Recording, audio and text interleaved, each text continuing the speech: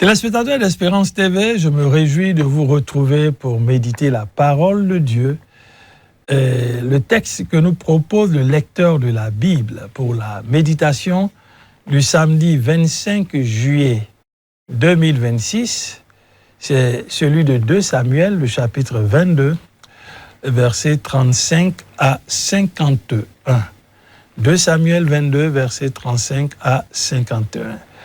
Nous allons prier pour que Dieu nous donne la compréhension de sa parole, pour que cette parole puisse effectivement produire en nous l'effet escompté par Dieu en nous la donnant en ce jour. Prions, s'il vous plaît.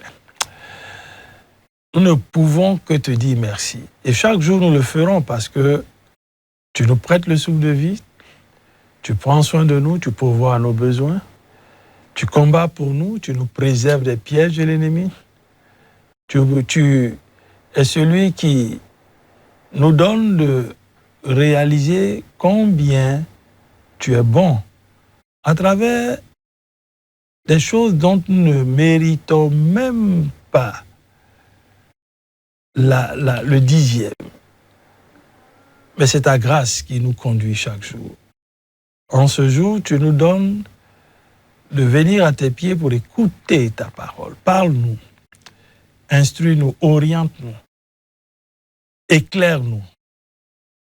Parce que c'est la révélation de ta parole qui libère. Merci Seigneur de ce que par le Saint-Esprit tu fais cette œuvre pour que seul ton nom soit glorifié et nous t'avons adressé cette demande au nom de Yeshua, notre Sauveur et notre Seigneur.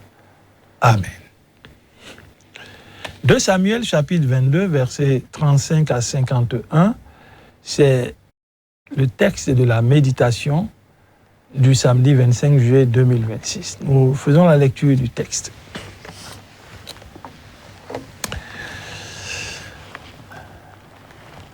C'est lui qui m'entraîne au combat et me fait tendre l'arc de bronze. Ta délivrance me sert de bouclier. Par ta sollicitude, tu me rends fort. Grâce à toi, j'avance plus vite. Mes jambes ne fléchissent pas. Je poursuis tous mes adversaires, je les détruis et je ne reviens pas sans les avoir brisés. Je les achève, je les frappe, aucun ne se relève, ils sont étendus sous mes pieds. Tu me rends fort pour le combat. Tu me fais plier mes agresseurs, les voilà à mes pieds. Tu mets mes ennemis en fuite. Ceux qui m'en veulent sont brisés.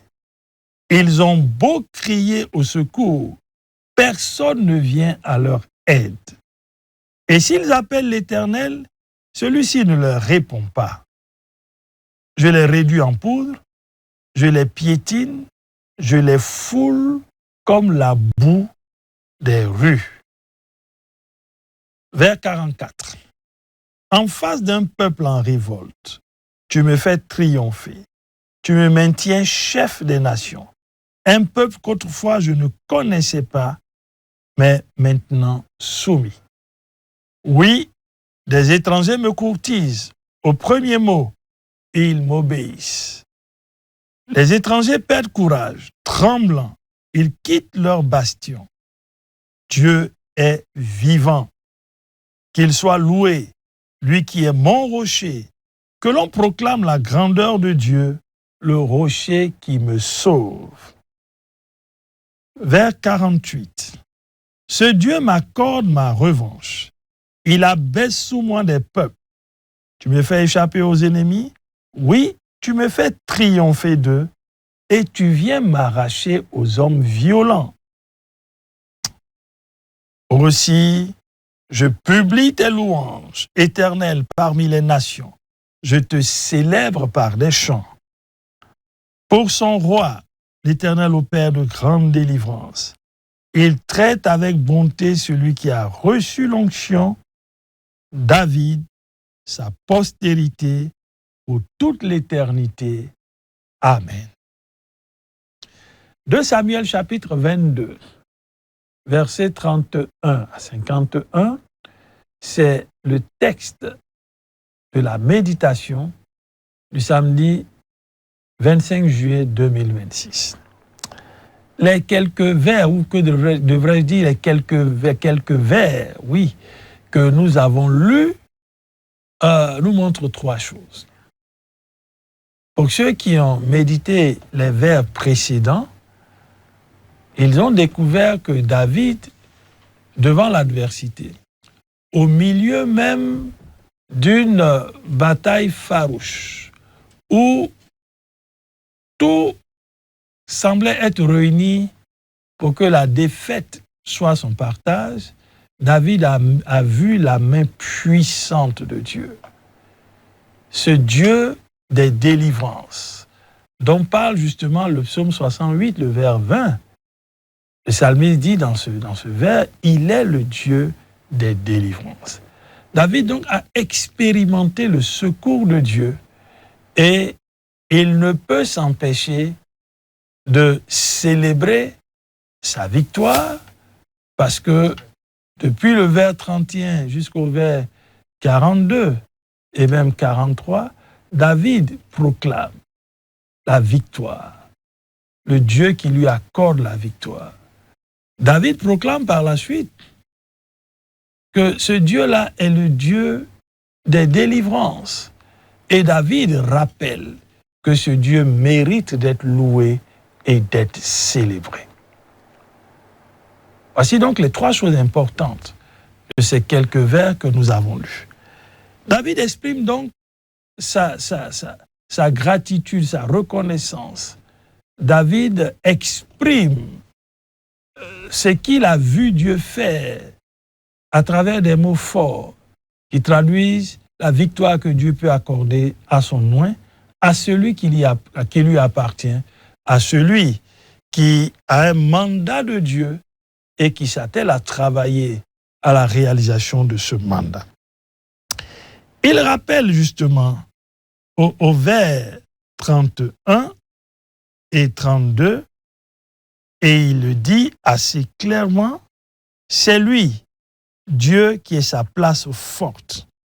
C'est pour cela qu'il peut dire que Dieu l'entraîne au combat. David reconnaît que les combats dans lesquels il s'est engagé ne sont pas de son fait, sont le fait de Dieu. C'est pour cela qu'il avait la bonne habitude d'interroger Dieu avant de s'y engager. Il rappelle au vers 36 que cette victoire, cette délivrance, elle est de Dieu qui constitue son bouclier. Il rappelle que c'est Dieu qui le rend fort. Il rappelle que c'est Dieu qui lui donne d'avancer plus vite que ses adversaires.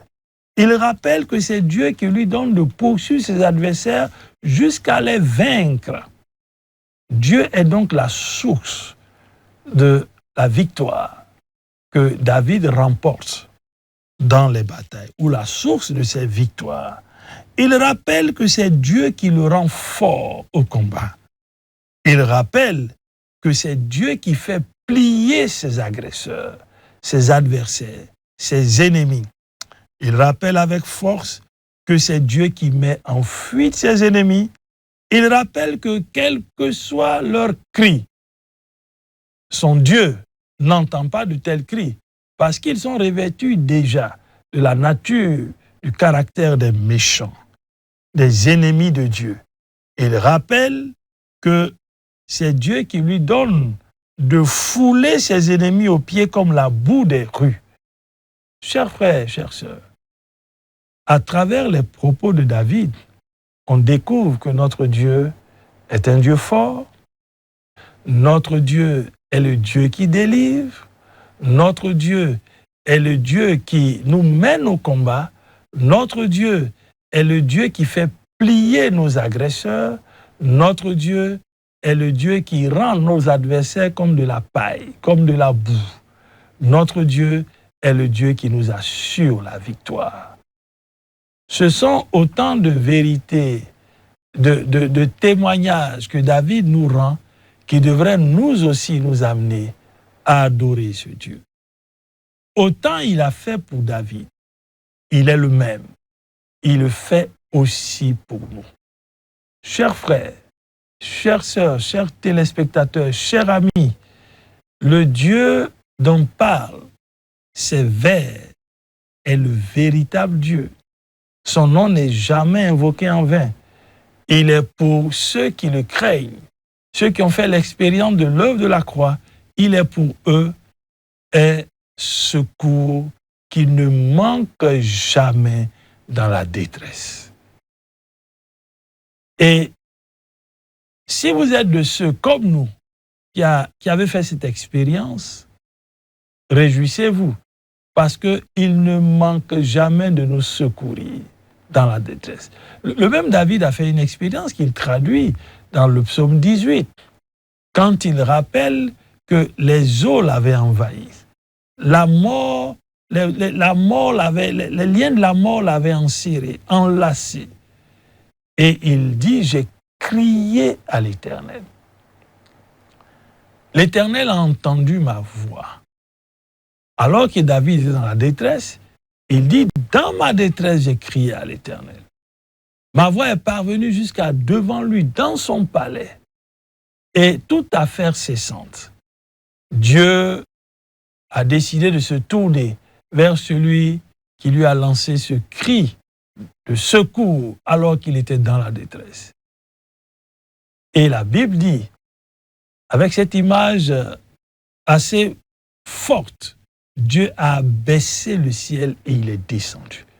Mais regardez la suite de ce psaume 18, vous verrez que Dieu s'est revêtu de ses armures de guerrier. Il a ouvert son arsenal de guerre et il a utilisé des armes parce qu'il connaît la nature du combat, il connaît l'adversité. Et Dieu s'est mis en branle pour venir au secours de David avec le tonnerre, la grêle, les éclairs, avec des armes puissantes. Et la Bible dit, et c'est David qui le confesse, Dieu m'a mis au large. Il peut te mettre au large, il veut te mettre au large, parce qu'il est le Dieu des délivrances. Et David, qui l'a expérimenté, nous le rappelle, pour que nous aussi, nous soyons confiants dans les épreuves que nous traversons et dans les batailles que nous menons. Notre Dieu est le puissant guerrier. Il est fort dans les combats. À partir du vers 44, David rappelle que c'est le Dieu qui non seulement sauve, mais qui nous donne une position qui fait que ceux qui sont en face de nous, ceux qui sont autour de nous, reconnaissent cette position parce que c'est Dieu qui nous la donne. Dieu fait triompher en face de l'adversité. Et David le dit au vers 44. Dieu fait en sorte que les nations soient soumises à son oint. Parce que la Bible dit dans le psaume 33, le vers 9, il dit une chose, elle arrive, il ordonne et elle existe. Donc, il est celui qui a la maîtrise du terrain, la maîtrise des populations, des peuples, des hommes, des femmes. Rien ne peut résister à sa voix. Il donne justement à ceux qui sont étrangers de rechercher finalement notre amitié, notre secours, notre aide. Dieu est celui qui fait trembler les bastions de l'ennemi. Ah, il est le Dieu qui décide de l'issue des combats parce qu'il est le Dieu tout-puissant. Et David fait remarquer que ce Dieu-là est vivant. Parce qu'il est vivant, parce qu'il nous fait triompher, alors nous devons éclater en louange, exulter de joie, célébrer ce Dieu, reconnaître sa grandeur, son autorité, son règne. Nous devons le louer. Chers frères, chères sœurs, Dieu est le Dieu des triomphes. Il nous soumet des peuples, il nous soumet des nations, il nous soumet nos ennemis. Il est le Dieu qui triomphe. Et c'est pour cela que David peut dire qu'il est vivant. Il n'est pas un Dieu mort. Non, le Dieu de Jésus-Christ, le Père de notre Seigneur Jésus-Christ, n'est pas un Dieu mort. Il est le Dieu vivant et vrai. Exultons donc de joie et restons sous son abri, parce que celui qui demeure sous l'abri du Très-Haut, dit le psalmiste, repose à l'ombre du Tout-Puissant. Reposer à son ombre, c'est reposer sous sa protection, sous ses regards. Demeurer sous son abri, c'est être en lieu sûr, de sorte que toute adversité ne pourra jamais nous vaincre.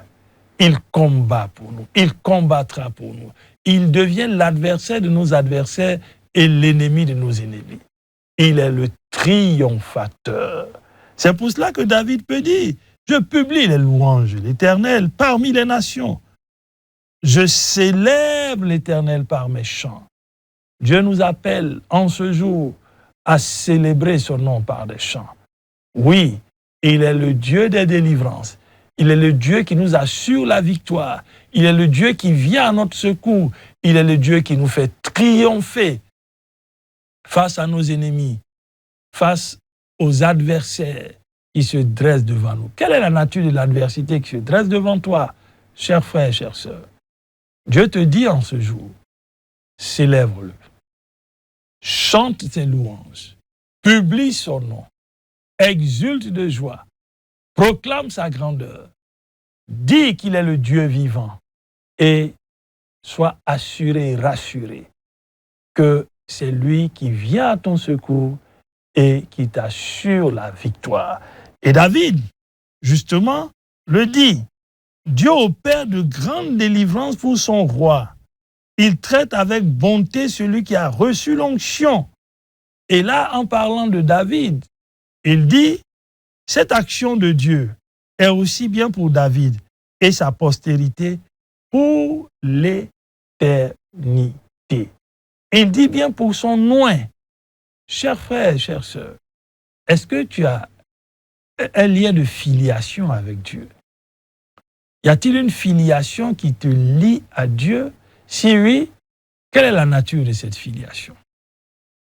Dieu te regarde-t-il comme son enfant parce que tu es entré dans une alliance avec lui par son Fils, au moyen de son Fils Jésus-Christ? C'est la seule voie qui donne un cachet particulier, qui crédibilise ton statut d'enfant de Dieu, de fils, ton statut d'héritier et de cohéritier. Dieu avait choisi David, il a choisi la maison de David et il se donne les moyens pour que justement cette maison expérimente des délivrances. Il la traite avec bonté, cette maison. Donc, le roi et sa postérité. En Christ Jésus, la Bible nous dit que nous sommes des rois et des sacrificateurs. Nous sommes une race élue.